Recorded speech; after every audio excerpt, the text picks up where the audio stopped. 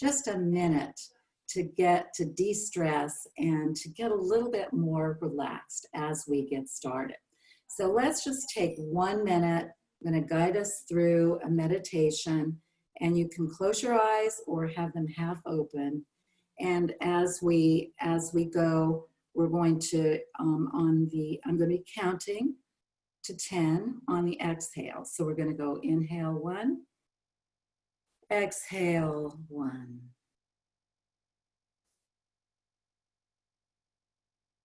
2,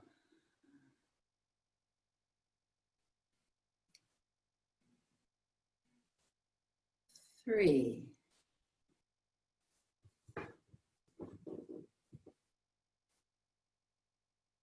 4,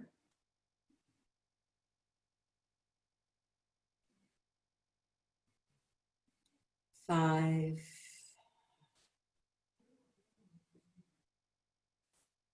6,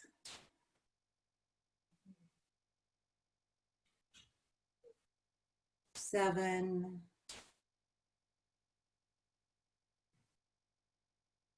8,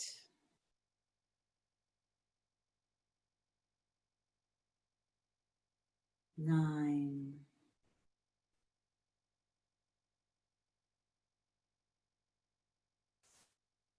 and 10. So feeling that relaxation, feeling the transition from maybe a busy day, a commute, and feeling yourself in your seat and feeling your feet. So we're now feeling more centered and ready to receive the good stuff that's going to be coming with these next 2 presentations. And I am the hostess, so I'm going to be introducing myself. I am Kay Lowry, founder and CEO of Sweet Life Wellness. I'm an international speaker, breakthrough coach, nutritionist, and dietitian. And what we're going to be talking about today is kind of a surprising look at how to stop food cravings.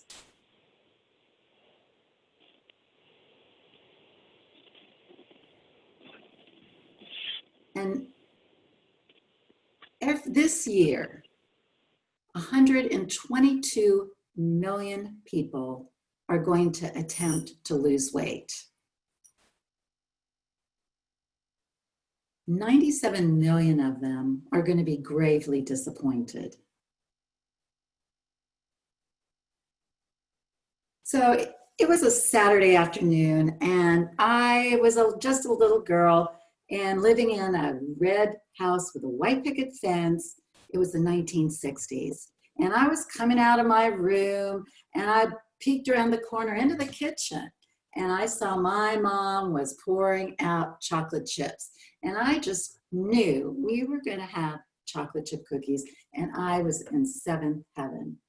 And my mom made the best chocolate chip cookies ever. I have never had chocolate chip cookies like that before or since. And she baked us all kinds of sweets, pies, cakes, cookies, brownies. And that's how I knew that she loved me. And interestingly enough, when I was 8 years old, I started eating. But it wasn't eating, because I just told you I was eating all those chocolate chip cookies. But when I was 8 years old, I started eating. Actually, I was hiding because something bad had happened to me. Something bad had happened to me, and I didn't want to tell anyone. I didn't want to tell anyone, but yet I did want to tell my mom and dad. I so wanted their protection, but yet when I thought about it, I said, I can't tell them this. This would destroy them. And see, what had happened to me is that I was sexually abused when I was 8 years old, and it was devastating and traumatic for me. And when I was 8 years old, I made a choice. I made a choice to protect my family's secret. And can you imagine a little girl donning the armor of a protector with the legs and arms being way, way too big? Because they don't make armor for a little 8-year-old, do they? Well, that was when I started playing the game of hide and seek. And what I was seeking was my mom's protection, but she couldn't give me that because she didn't know. So I was hiding behind food. I was comforting myself with food. And that's when my food cravings started. So I was playing that game of hide and seek, and probably you remember that childhood game, right? One person, a lot of people are hiding, and one person is about to seek them. And the thing was that if I had a cookie in my mouth, I didn't have to say, Mom, I'm hurting now. Or I didn't have to tell my friend, oh, I'm not so comfortable right now. So it was because I was hiding. And there were relationships that I wish I had had and that I could have had, but I was hiding. And this hiding followed me into adulthood and my marriage. And I have to say, one of the most important things was that I almost lost my relationship with my husband because I was hiding. And then one day we were fighting, and I was just sitting in a chair, looking at the walls, crying and saying, this just can't go on. This marriage is on the verge of collapse. And I said, I can't do this anymore. And the next morning I got up and I said, I am not going to do this anymore. And I took a stand for myself. I looked fear in the eye and I said, enough. And I let go of the fear of being vulnerable. And it was in that moment that my fear vanished. And I saw that I needed help. I needed help. And I made a call and I got help. And that was the big turnaround for me, was getting help, was asking for help. So what did I learn from all this? First of all, I learned the importance of getting help. And now I get help. And I have coaches helping me with so many things because I don't have time anymore to go it alone. And the second thing I learned, I'm jumping ahead of myself. The beautiful thing was that I had been living in the shadows all of this time. And I finally stepped out of the shadows into the light, and I could walk in the sun again. And so what I learned from this, as I just mentioned, was the importance of getting help. But I also learned that I wasn't the only one using food for comfort. I wasn't the only one with a food problem. Those were my favorites: Twinkies, Ding Dongs, donuts, Hostess. Yes, we were great friends. So I wasn't the only one, though. But I started by creating a program first for me. I was my first client. And then I started working with others. And I want to tell you first about Mark. My client, Mark, who you see there with the pants, he was 440 pounds when he came to see me, diabetic, and definitely an emotional eater. And as a result of working with me, he lost 120 pounds. He got off his insulin, a blood pressure medication, and he gave me his big pants because he couldn't wear them anymore. And then there was Bria.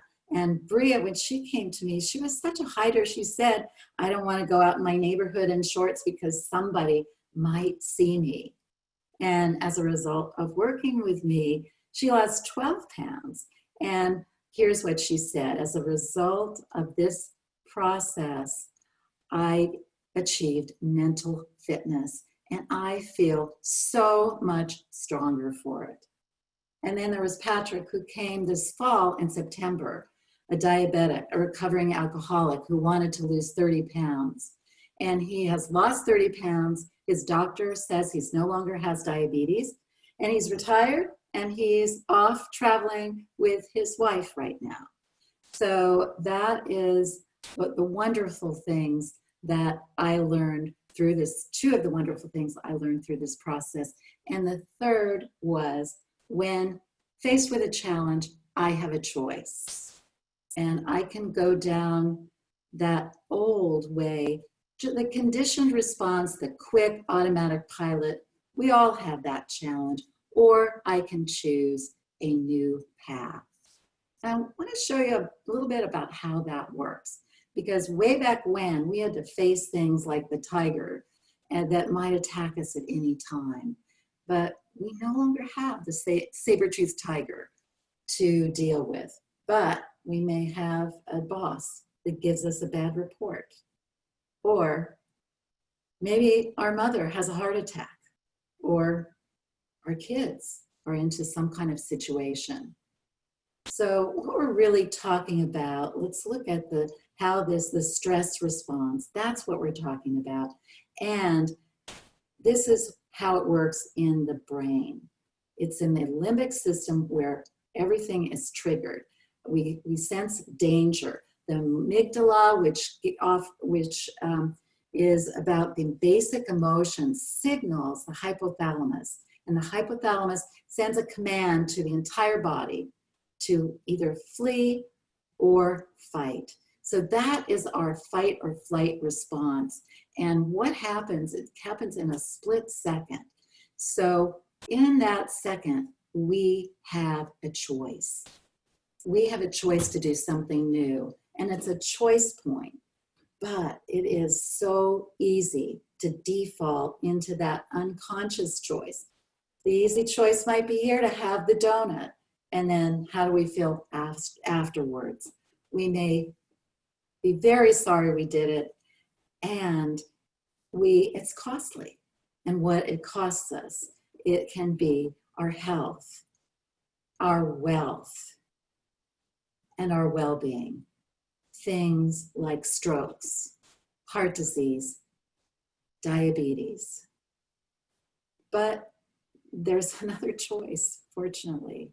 When faced with a challenge, we have a choice to choose the relaxation response, to actually pause and breathe and be present for ourselves. And here are some things that we can do for ourselves, like yoga, tai chi, take a walk in the woods, that we don't have to wait for a challenge. We can build it into our life.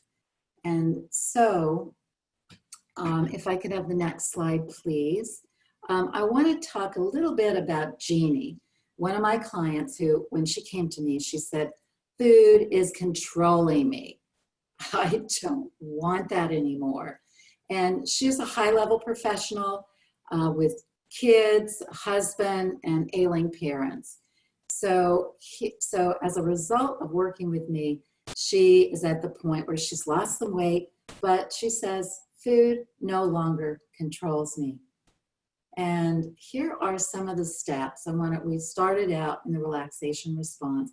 Here are some of the steps that really helped Jeannie make that change in her life. And I want you to write these down because they're that important. So here it goes. The first step is to pause, to take some deep breaths, and to be present. And we've already tried that out in the beginning. And then step 2, to be able to check in with yourself and ask, what is it that I really want? And what am I feeling right now? Now for Jeannie, she was tired. She had a full day. Now she's driving home. She's got to make dinner, make a call to her parents. So she needs her second win. She needs some more energy. So the third step is for her to get creative and figure out what her options are. So on the way home, there's the gym, and it would be easy to say, oh my, I'm going to be late. I'll skip it. And if she does, what's going to happen is she's going to nibble all the way through cooking dinner, and then she's going to feel bad about it. So what Jeannie learned was to take that option for herself, make the best choice so that she could have better results. And so I want you to have the benefit of being able to use these steps. So what I want to offer you today is I want to offer you my choice point activator. And it's something that I use with my clients who pay me. And it is a way to be able to make a better choice in the moment when you are challenged. And I'm going to give you access to me during a 20-minute call where you're going to be able to bring one challenge to me, and I'm going to guide you through using the choice point activator with your challenge. So this is how it works. This is how you can ask for, and I want you to get your phones out right now, and I want you to go to your text and put in this phone number, 240-687-1251, and in the text box put CPA for Choice Point Activator and the days of the week, the times of the day you would like to have your session, and then just put in your first name. And so it will be my delight to share this Choice Point Activator with you. So a famous Japanese author, Haruki Murakami, once wrote, "Pain is inevitable. Suffering is optional." Optional? Yes, it's optional. So we have a choice when faced with a challenge. We have a choice to make things better. My mom died when she was 86 years old. Now, obviously, this was her high school picture. But when I took a bite of one of her cookies, I could feel the love. I could also feel and taste the chocolate, but I could feel the love. And the thing is that my mom never told me that she loved me. And as a young girl, that's something that I would have loved to have had. But my mom was of that generation where you didn't talk about the things that hurt you or the things that may have negatively impacted you. So does a young girl need to have her mother say, "I love you"? Does she? Absolutely, absolutely she does. And I never had that happen. And that was part of my challenge, and as I worked on myself, what I discovered is that I had been hiding behind food and fear and wanting to feel safe and wanting to hear my mom say, "I love you." And that's why I feel so passionate about helping people with things that hold them back, with things that keep them silent, with cravings or other ways of soothing that are holding them back. And that's why I left a six-figure job to do this work and to do it full-time and go anywhere where I can help people change their lives. And, I couldn't help my mother, but I can help people who want to change their lives, who want their health back, who are ready to develop the ability and the mindset to make better choices, to make good choices in their lives. So I come in and I help people disrupt those food cravings and other ways of soothing. And that is my true joy. And I also am absolutely passionate about helping people exercise the power of choice, the power of intentional choice. And so it will be my delight to talk with each of you. And I want to thank you for being with us for this portion, this first presentation. And I want to thank you for the opportunity to connect with you. So we are going to transition now. And Amy, I don't think you brought slides, right? No. So Amy is not. One of mine. But this is what I want to do right now is introduce our topic and our speaker. So Amy Riolo, I'll tell you a little bit more about her in a moment, but she is going to be talking now for the next few minutes about how to start the Mediterranean diet. And what I'm going to just move our screen a little bit. So here, meet Amy, and she is an award-winning author and chef, and I've seen her in action. I've tasted her food. It is wonderfully tasty. And yeah, so here we go. So Amy, take it away. Okay. Well, first of all, that was so inspirational what you talked about, and I think probably struck everybody with a different chord today. So thank you for telling that part of your story, because whether it's food or some other issue, I think we all have stories that are causing things in our lives that sometimes we don't even realize. So That was very powerful. So thank you very much for sharing. Yes, thank you. Thank you. And there's so many things that we could segue on, that we could talk about based on what you said, and based on these different choices, and tie them into the Mediterranean diet, the Mediterranean lifestyle. I know some of you in the chat box, as we were starting, mentioned wanting to start out with the Mediterranean lifestyle and really kind of learn some basics and how to do that in the diet itself. But one point, Kay, that you just pointed out so well was it's not just about the food. It is about all of the emotions and all of the things about it and what we go through.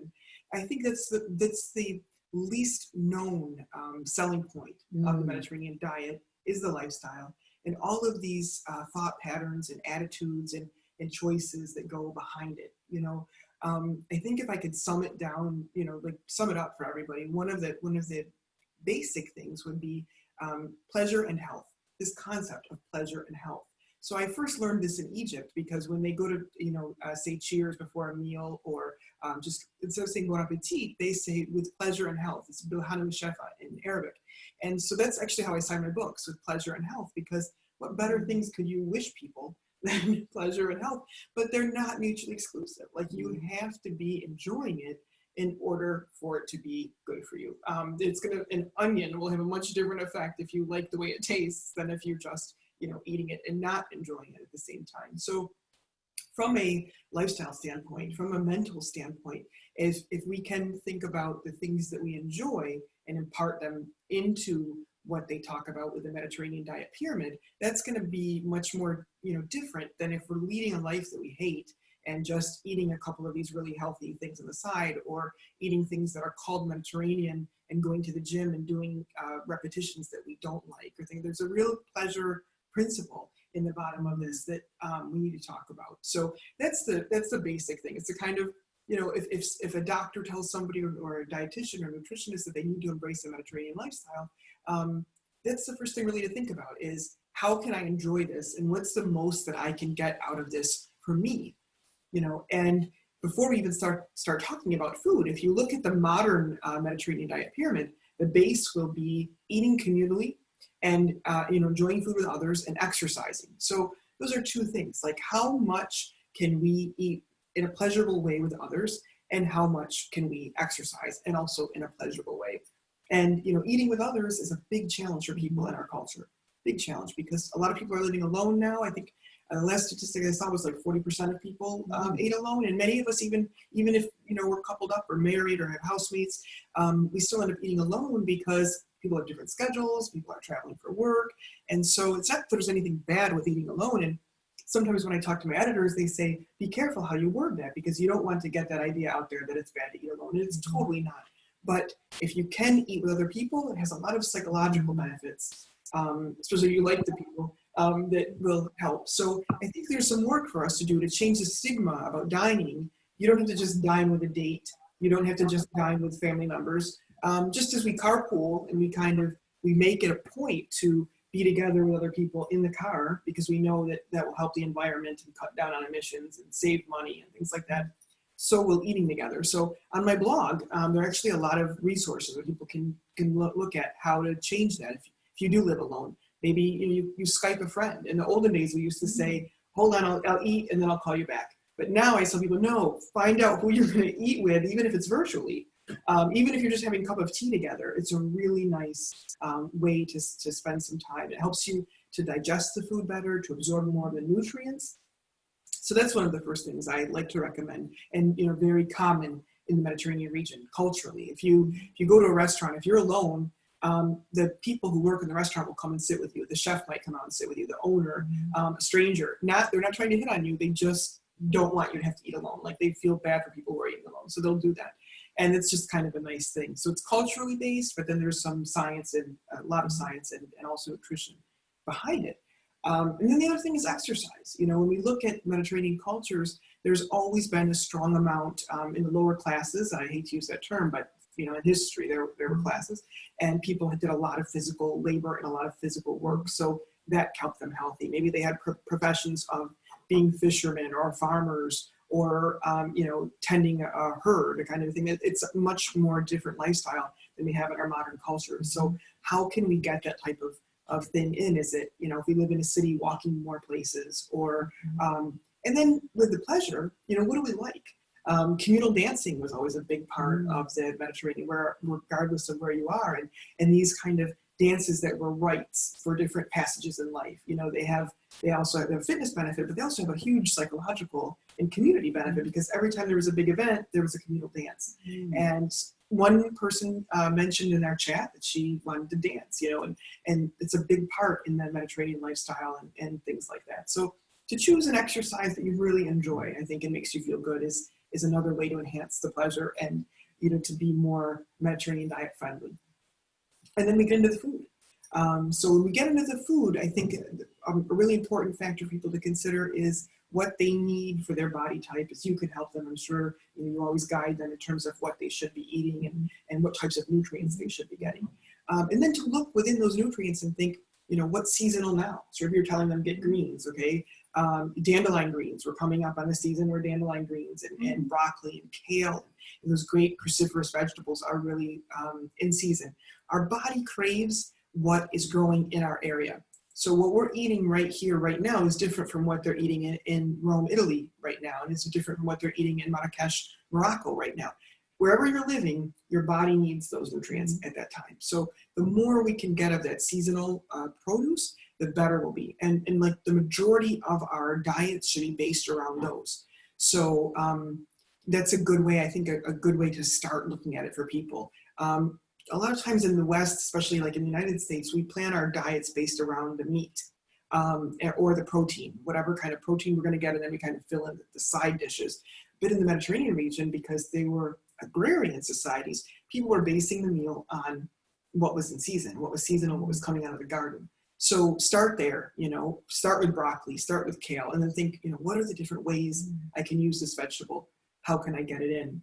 And go up from there. Also on my blog, I have some really good tips for pantries. I think having a great pantry, especially a Mediterranean style pantry, you're supposed to do a Mediterranean diet, will really help, because for all of us, myself included, I'm a professional chef, I write cookbooks for a living, but we get hurried, we get stuck in traffic, we get a call went over, or whatever, and we can't maybe get the meal on the table that we want. But if we've got a nice, or maybe it's a snow day, we've got a nice cupboard set up, we can do a lot of meals really quickly, and the time it takes to use one of those apps that will deliver a meal to your home, you can have a really nice meal on the table and also take pleasure in cooking, right? So people in the Mediterranean region, the base philosophy, and I hope if it's one thing that people go home with today from what I've said, is it's really a pleasure, it's really a treat to get to cook. It's a privilege to be able to cook. You have, hopefully you're enough strength to you that you're able to cook. You have these ingredients in front of you, and you can take the time and make something that you really enjoy. There's a whole process there that now I think some of the newspapers have been putting some posts out about. They've found that baking can reduce depression, cooking can be good for your health. And so they're finally putting that research out there, but we've known it for a long time. It's also activity. You know, if you're chopping things up and you're doing it, it's getting some work done. But they've proven that our body actually digests more of the nutrients if we smell the food before it's prepared. And if we're involved in the process, we're going to eat less than we could. So when and if that's an option, it's great to be able to pick up cooking as a pleasure, as a pastime. It doesn't come so easy to all of us. And you know, you shared such a beautiful story about your youth. When I was young, I was given cooking as a chore. I used to love baking, and I always had to, like you loved your mom's baked goods. I loved my grandmother's baked goods, and it was edible love. I use the hashtag baking is love made edible, because I really do believe that it is. And you know, not all baking is created equal, and a homemade chocolate chip cookie is a whole lot better than a processed packaged whatever. Still not the perfect meal choice, but you know, it's not the end of the world at the end of the day.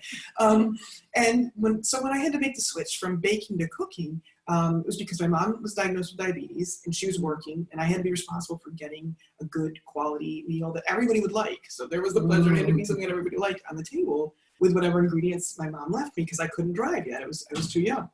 And that's not an easy chore. And I didn't like it because, you know, I wanted to be going to the mall with my friends. I didn't want to be worried about cooking every night. I like to cook on the weekends with my grandmother or do fun things, but not every night. And I didn't want the pressure of it being balanced. It was before the internet, so like, who's going to turn to? But you know, my grandmother would walk me through it on the phone, and then she started giving me some cookbooks, and I would flip through those, and I would look in the back at the ingredients. I would look at what I had on hand, and I look at the ingredients, and I said, you know, if I'm going to have to do this every day anyway, I want it to be as fun as possible because I have to deal with it. So how can I make this into like a fun little game for myself? So I said, well, I'm going to challenge myself to make the best tasting thing I can with those ingredients. That was kind of like the show Chopped, but 20 years before the show. And that's still our mentality today. Like, what is the best thing that I can do with those ingredients? What's the best taste it can have? And what is the best nutritional output that I can put in it? If, you know, can I add some ingredient with more magnesium because it's good to people with diabetes? Or, you know, how is this for your gut? Or different things like that. So it was a challenge that I made for myself as a kid that still goes through. And I challenge everybody to look at it. If you don't like to cook, or you don't like to think about food, or you don't like to go to the grocery store, what's a way to make it fun? If you don't like to work out, what? Because that's going to be the thing that clinches. And then in a short time, you're going to go from not liking it to not being able to wait to do it. You know, in southern Italy, where my family comes from, in Crotone, in Calabria, you know, people get mad if it's their dish versus this person's dish, or everybody wants to be the one to prepare that dish because they want to give you the love. They want to give you their recipes. They want to give you, you know, things from their garden. There's a big, and across the whole Mediterranean, this is a big thing where this like DIY factor is huge. Everybody wants to be able to take credit and share a part of their hands and their heart and their, you know, consciousness with you. So they want to give you their thing.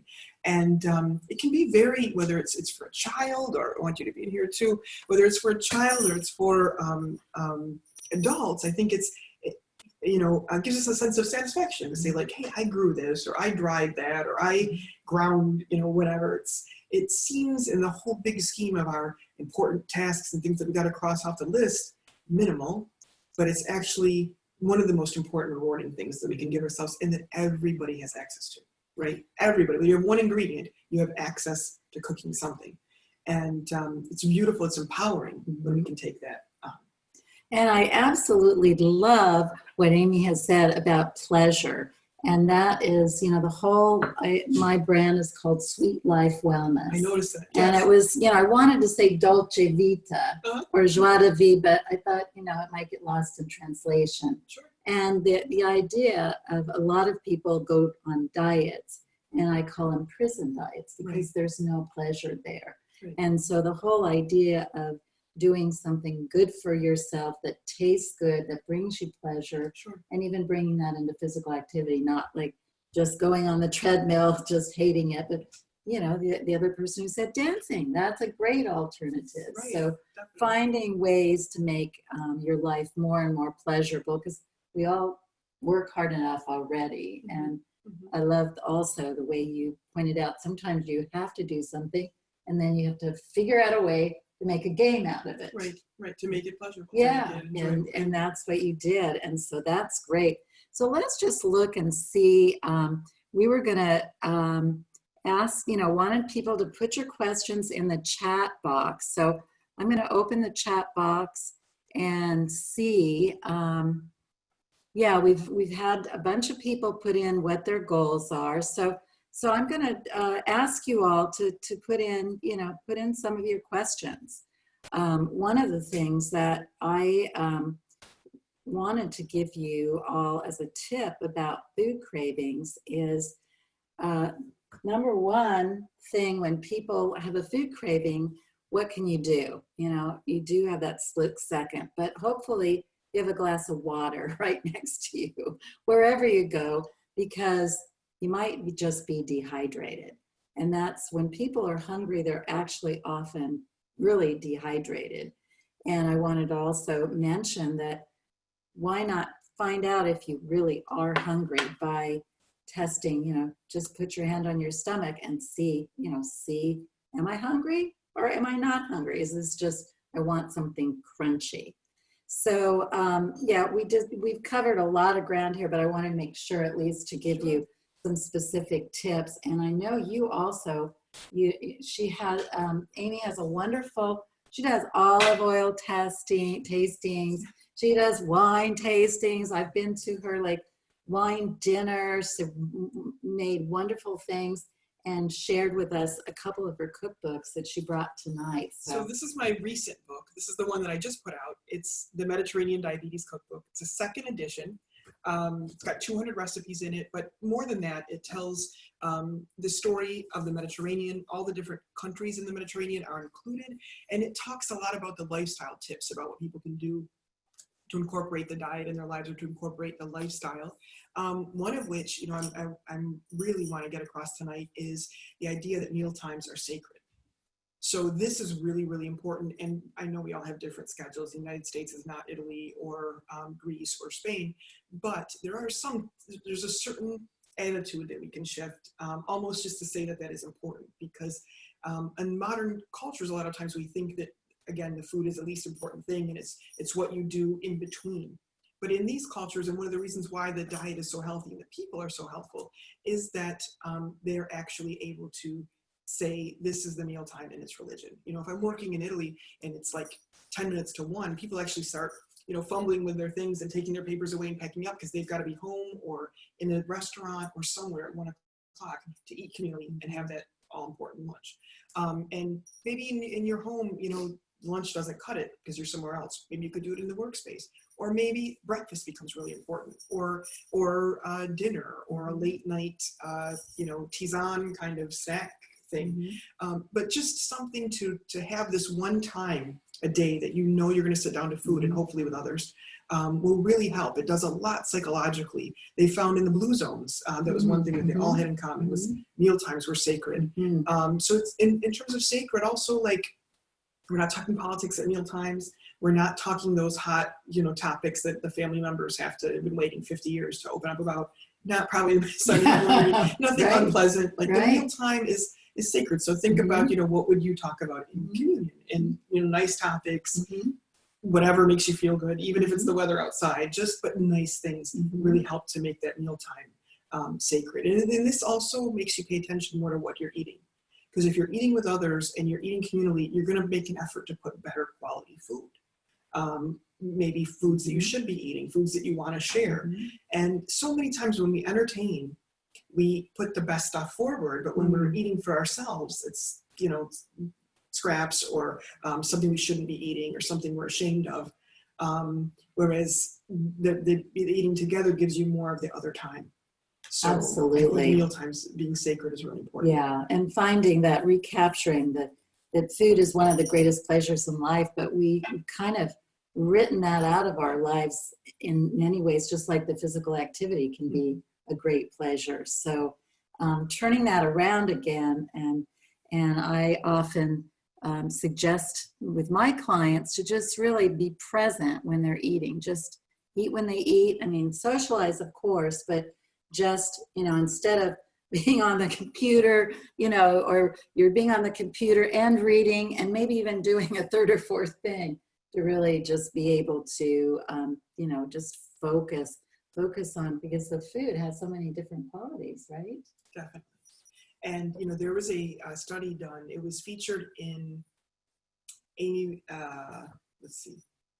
The name of the book was called Mindless Eating. It was Dr. Dr. Brian Watson. Did you read it? Yes. So, that one part where he talks about, he interviewed the people in different countries to see how they ate, how they knew they were full.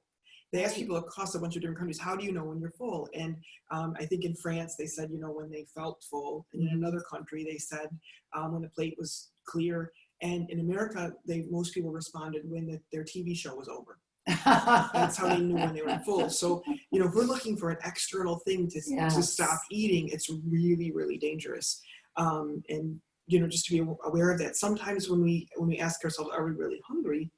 I have a different little question in there. What am I hungry for? Mm-hmm. Because I have that late night crunch thing. Mm-hmm. And that's, a lot of people believe that's something for adventure.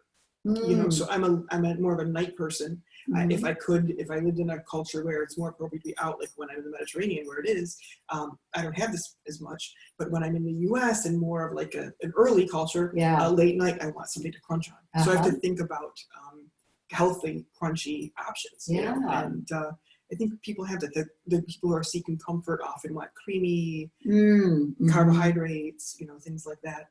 And so I look at that. Yeah, absolutely. So why don't we have just like a minute or two left. So Melissa, if you don't mind opening up so people can, why don't we see everybody, if you can add the video and open up, unmute everybody. We can ask, have a final shot at asking our questions that we may not have wanted to put in the chat box. So I want to invite you to ask a question. I know some of the people here. I can see you and would love to hear from you. And I know some of you really are interested in the Mediterranean diet. And Amy has got some wonderful recipes. I don't know how many recipes you have in that Mediterranean book. It's 200. 200 wonderful recipes. Yeah, I have a question for Amy. This is Michelle. Hi, Michelle. Yes. Hi, Michelle. So, I'm going to be starting this weekend to do some weekly menu planning. Awesome. Based on several Mediterranean cookbooks that I have, including yours. Is there? Do you have a recommendation when I look at the week? Is there a particular vegetable, grain, and particularly for someone like myself that needs to be on, keep my saturated fats low? What should I make sure that I have in every weekly plan? Sure. Well, first, I'm so glad you have these books already. Another thing I wanted to mention is that in my books, there's actually menu planners. So feel free to use those if you'd like to. And on my YouTube channel, I have a lot of videos, but one of them specifically was on the Mediterranean diet. No, two of them. One was from Cornell University. It's called Making the Mediterranean Diet Work for You. And it was from Cornell's e-nutrition program, where I did a podcast like this. Another one is from Library of Congress. And that's also the Mediterranean Diet. I don't remember the exact title, but if you access those from my YouTube channel, it will go through very long procedure of my menu making tips. And I'll go through it really quickly here, okay? If we have to go, let me know, and they can go back to there and get it. But the first thing I want to talk about is, and where people get derailed a lot, is making times that work for them in their schedule. So I always tell you, when you make that list, make sure it's realistic in terms of when you can cook and when you can't. Some people have to be weekend warriors, so maybe on Sunday afternoon they're cooking for the whole week. Other people have time every night. Other people maybe like every other week, or it changes. So just kind of be aware of that, and don't put an expectation in a night that you're going to get home late, something like that. Plan for that night in advance. I think that really helps. And then I tell people to make a list of all of the foods that they like, that they can eat. So like when I started with my mom, the doctor gave her a list of things she couldn't eat. literally on a prescription pad. It was like all the things we loved, and there were all the things she couldn't eat. She came home and we mourned for like 3 days. And then I was like, oh my God, what are we going to do? So I said, well, why don't I take this and make a list of all the foods we can't eat? All the grains, as you mentioned, all the greens, all the legumes and seafood and dairy and whatever. And then I started planning meals around that. So, luckily, if saturated fat is your big concern, there's not a lot of saturated fat in the Mediterranean diet. So, and also you want to look at things that bring those down. So like a really good quality extra virgin olive oil that has a low acidity and a high phenol rate would be great. In the end of the show, I'll talk a little bit about mine, but also you can find other ones on the market. That would be very good. I would make sure that you have most of your things are coming from the green cruciferous vegetables, also that are help with that. So broccoli, kale, spinach, dandelion greens as we start coming into spring. In the Latin language, the dandelion greens, their name was official disease remedy because they cure so many things.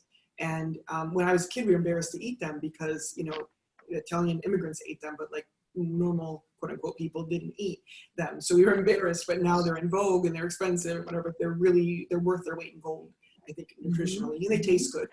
And you can also get a tisane out of the dandelion root, which is also really good for you to enjoy at night. So those would be and also I would get some beans and legumes. Like make sure you're getting a serving of beans and legumes every day, whether it's, cannellini beans, chickpeas, lentils. Red lentils cook up in like 5 minutes. Brown lentils you can do in 20 minutes. And then, beans, they say that you have to soak them, but if you just put hot water over them for an hour, they'll be fine. You can do a big quantity for like a whole week. I think those would be some great things to get in your diet. And Kay might have some more recommendations too. Yeah, and I think that was I'm very glad you asked that question, Michelle, because I'm sure other people have a similar question. And great, you have resources on your website. It sounds like on that. So let's see if we have one more question, and then we want to look at the olive oil.